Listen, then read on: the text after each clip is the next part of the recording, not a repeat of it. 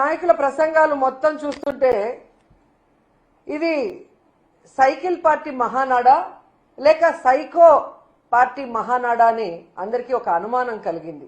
ఎప్పట్లాగే వాళ్ళు జగన్మోహన్ రెడ్డి గారి కాలి గోటికి సరిపోని వాళ్ళు కూడా ఏ విధంగా రెచ్చిపై మాట్లాడుతున్నారో మనం చూస్తున్నాం. అలాగే జగనన్న ముందర నించోడానికి ధైర్యం లేనోళ్ళు కూడా మైకులు ముందున్నాయని ఎలా మాట్లాడుతున్నారో మనం అందరం కూడా గమనిస్తున్నాం. వీళ్ళ మహానాడులో ప్రసంగాలన్నీ మీరు చూస్తే పెద్ద బోగస్ మాటలే అని ఈ రాష్ట్ర ప్రజలకి మరోసారి కూడా అర్థమైంది. ఎందుకంటే ప్రజలకి ఆల్రెడీ 2 ఏళ్లలో పర్సనల్ గా వాళ్ళు కూడా దాన్ని అనుభవించారు. ఎందుకంటే వాళ్ళకి ఏం అందటం లేదు కాబట్టి. ఈరోజు ప్రజలతో పాటు తెలుగుదేశం పార్టీ కార్యకర్తలకు కూడా ఈ తెలుగుదేశం పార్టీ ఒక బోగస్ పార్టీ, బోగస్ మాటలు తప్ప ఏం చేయదనేది వాళ్ళకు కూడా ఈరోజు అర్థమైంది. అందుకే టీడీపీకి 70 లక్షల మంది కార్యకర్తలు ఉన్నారు అని చెప్పి ప్రగల్భాలు పలుకుంటారే, మరి ఈరోజు మీరు చూస్తే హైబ్రిడ్ మహానాడు అని నియోజకవర్గాల వారీగా డిజిటల్ స్క్రీన్స్ పెట్టి కుర్చీలు వేసి మీ స్పీచ్లు వినిపిస్తుంటే ప్రజలు సరే వాళ్ళు ఎలాగూ రారు, మీ వల్ల ఉపయోగం లేదని తెలిసిపోయింది కాబట్టి మరి టీడీపీ కార్యకర్తలు కూడా ఎందుకు ఆ డిజిటల్ స్క్రీన్స్ ముందు కూర్చోట్లేదు, మీ స్పీచ్లు వినట్లేదు అనేది ఒకసారి మీరు ఆలోచించండి. ఎందుకంటే ఈరోజు hybrid Mahanadu utter flop Mahanadu అని మరోసారి ప్రూవ్ అయింది. ఎందుకంటే వీళ్ళు బిర్యానీలు ఇచ్చి డబ్బులు ఇచ్చి డ్వాక్రా వాళ్ళని తీసుకొచ్చినా రాలేదు. ఆఖరికి చూడండి, స్టేజ్ మీద ఒక పక్క స్పీచ్లు వస్తుంటే ఓ పక్క రికార్డింగ్ డాన్సులు పెట్టారు బద్వేల్ నియోజకవర్గంలో. సో రికార్డింగ్ డాన్సులు పెట్టి డ్వాక్రా మహిళల్ని బలవంతంగా తీసుకురావడానికి ప్రయత్నిస్తున్నారు తప్ప తెలుగుదేశం పార్టీ నాయకులు కార్యకర్తలు కూడా ఈ రోజు తెలుగుదేశం పార్టీ నాయకులు చెప్తున్న స్పీచ్ల్ని వినట్లేదు. అంటే ఈ తెలుగుదేశం పార్టీ కూటమి ప్రభుత్వం ఏ విధంగా అట్టర్ ఫ్లాప్ అయింది, ఏ విధంగా ఈ రాష్ట్ర ప్రజల్ని మోసం చేశారనేది మరోసారి ప్రూవ్ అయింది. ఈరోజు ఈ రాష్ట్ర ప్రజలకంతా అర్థమైంది, ఇది మహానాడు కాదు, ఇది దగానాడు, ఇది మహానాడు కాదు బూతునాడు, ఇది మహానాడు కాదు మాయనాడు అని.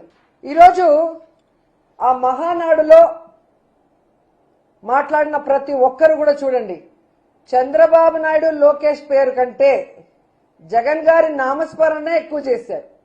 అంటే జగన్మోహన్ రెడ్డి అంటే ఈ తెలుగుదేశ సైకో పార్టీ వాళ్ళ వెన్నుల్లో ఎలా వణుకు పుడుతుందో ఒకసారి మీరు ఆలోచించండి. ఈరోజు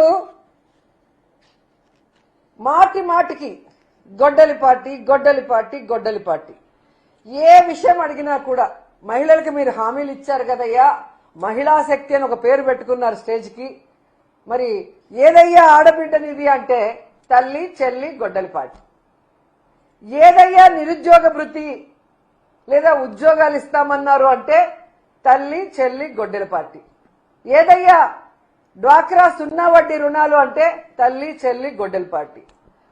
అయ్యా అమరావతిలో మీరు చేసే దోపిడీని ఆపండయ్యా అంటే తల్లి చెల్లి గొడ్డలి పార్టీ.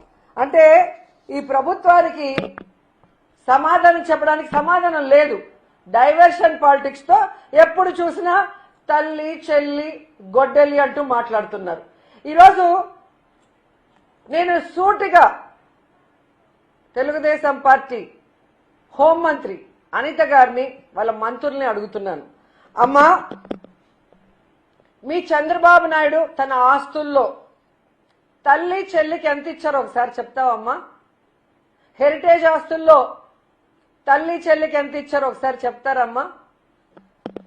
ఈరోజు లెక్కలు చెప్పడానికి మీ నాయకుడి దగ్గర ఆయన కొడుకు దగ్గర సమాధానం లేదు. ఎందుకంటే ఈరోజు వాటికి వాళ్ళ తల్లి ఎలా ఉంటుందో ప్రపంచానికి తెలియదు, వాళ్ళ చెల్లెళ్ళు అక్కలు ఎలా ఉంటారో ప్రపంచానికి తెలియదు. వాళ్ళందరినీ ఎక్కడో అట్టడుగున పడేసి తాను మాత్రం మోసాలతో వెన్నుపోట్లతో ఈరోజు ముఖ్యమంత్రి స్థాయికి ఎదిగి ఈరోజు తాను తన పెళ్ళాం తన కొడుకు తన కోడలు మనవడు తప్ప ఈ ప్రపంచంలో ఎవరికి ఏ సహాయం చేయని చంద్రబాబు నాయుడు మాట్లాడుతుంటే మీరు తానా అంటే తందానని మాట్లాడుతున్నారే. సో చంద్రబాబు నాయుడు వాళ్ళ తల్లి ఫోటో గాని తల్లితో ఉన్న ఫోటో గాని లేదా అక్క చెల్లెలతో ప్రతి సంవత్సరం ప్రేమగా ఆడబిడ్డల్ని ఇంటికి పిలిచి పసుపు కుంకుమ ఇచ్చి చీర పెట్టి భోజనం పెట్టాలి కదా ప్రతి అన్నదమ్ముడు పెట్టేది. మరి ఎన్నిసార్లు పెట్టాడో ఆ ఫోటోలు ఒకసారి బయట పెడితే ఈయన తల్లి చెల్లికి ఎంత ప్రేమ ఇచ్చాడు, ఎంత గౌరవం ఇచ్చారు, ఎంత ఆస్తులు ఇచ్చారు, ఎంత విలువలతో ముందుకెళ్లాడో అనేది మేము కూడా చూస్తాం. ఈ రోజు మీరు చూస్తే ఈ దేశంలోనే జగనన్న ఇచ్చినంత ఆస్తి తన చెల్లికి ఏ రాజకీయ నాయకుడు కూడా ఎవ్వరు కూడా ఇచ్చిన దాఖలాలు లేవు. ఏదో పచ్చ ఛానళ్ళు ఉన్నాయి, పచ్చ మీడియా ఉంది కదా అని మీ ఇష్టానికి మాట్లాడటం కాదమ్మా. అసలు గొడ్డలి పార్టీ ఎవరిది? మీది. ఎందుకంటే మీరు చెప్పే వివేకానంద రెడ్డి గారి హత్య గొడ్డలితో జరిగిందన్నారు కదా, అది ఎవరు అధికారంలో ఉన్నప్పుడు జరిగింది? చంద్రబాబు నాయుడు గారు అధికారంలో ఉన్నప్పుడు జరిగింది. మరి ఆ రోజు మా అక్కలిద్దరు మాట్లాడుతున్నారు కదా, ఇప్పుడు వివేకానంద రెడ్డి కూతురును ఇంకొక అక్క, వాళ్ళు అప్పుడెందుకు మాట్లాడలేదని నేను అడుగుతున్నా. పవన్ కళ్యాణ్ గారు అప్పుడెందుకు మాట్లాడలేదు అని అడుగుతున్నా. ఈ రోజు వేదిక మీద ఉన్న మాట్లాడిన ఈ గొడ్డలి పార్టీని మాట్లాడిన వాళ్ళు ఆ రోజు ఎందుకు మాట్లాడలేదని అడుగుతున్నా. అధికారంలో మీరున్నారు, పోలీసు వ్యవస్థ మీ చేతిలో ఉంది, ఇంటెలిజెన్స్ మీ చేతిలో ఉంది. మరి తప్పు చేసిన వాళ్ళ మీద ఎఫ్ఐఆర్ ఎందుకు వేయలేదు? ఎందుకు ఎంక్వైరీ చేయలేదు? ఎందుకు వాళ్ళని శిక్షించడానికి ప్రయత్నించలేదు అని నేను అడుగుతున్నాను. ఈరోజు గొడ్డలితో వివేకానంద రెడ్డి గారిని నేనే చంపానని దస్తగిరి గారు టీవీ ఛానల్లో ఎలా మాట్లాడాడో రాష్ట్ర ప్రజలందరూ చూశారు. ఆ దస్తగిరికి కొమ్ము కాస్తోంది ఎవరు? తెలుగుదేశం పార్టీ నాయకులు. మీరు మీ పచ్చ ఛానళ్లలో మీ డిబేట్లలో ఆయన కూర్చోబెట్టుకొని ఒక హంతకుడితో మీరు ఎలా మాట్లాడిస్తున్నారో అందరూ చూస్తున్నారు. ఎందుకు మీరు మీరు అని నేను అంటున్నానంటే, ఈరోజు దస్తగిరికి గాని మీకు గాని కేసుల్లో వాదాడటానికి వచ్చేవాళ్ళు ఎవరండి? లాయర్ సిద్ధార్థ లూథ్రా గారు. ఆయన ఒకసారి రావాలంటే ఎన్ని లక్షలు ఇవ్వాలో అందరికీ తెలుసు. మరి అలాంటి లాయర్ని దస్తగిరి పెట్టుకోగలిగిన స్తోమత ఉందా?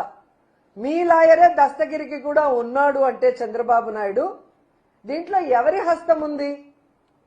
వివేకానంద రెడ్డి గారి హత్యలో ఎవరి హస్తం ఉంది? మీది కాదా? మీ పార్టీది కాదా? మీది కాదా గొడ్డలి పార్టీ? మా మీద దుమ్మేసి డైవర్షన్ పాలిటిక్స్ చేయాలనుకుంటే ఈరోజు ప్రజలు ఎవ్వరూ కూడా నమ్మే పరిస్థితి లేదు.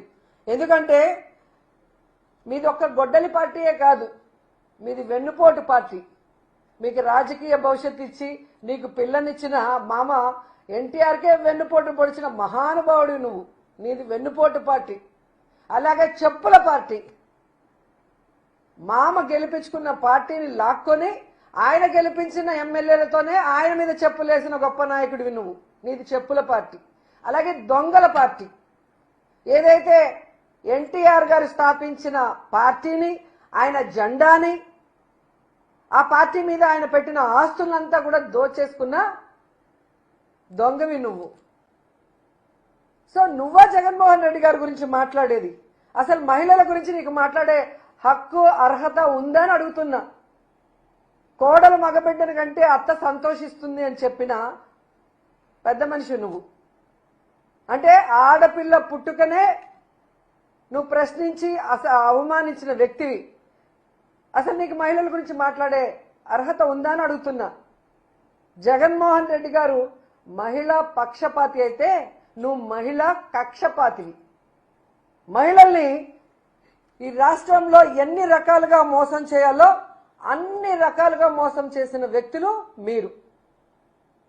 వాళ్ళకి ఇస్తానన్న సంక్షేమాన్ని ఇవ్వలేదు. జగన్మోహన్ రెడ్డి గారు ఇస్తున్న చేయూత గాని, ఆసరా గాని,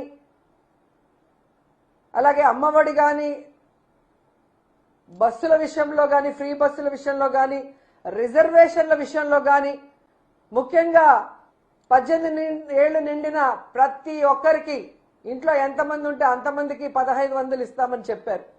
ఇలా సిగ్గు లేకుండా ప్రతి ఒక్కరితో ప్రజల్ని ఎలా మోసం చేసావో ఈరోజు మహిళలందరూ కూడా తెలుసుకున్నారు.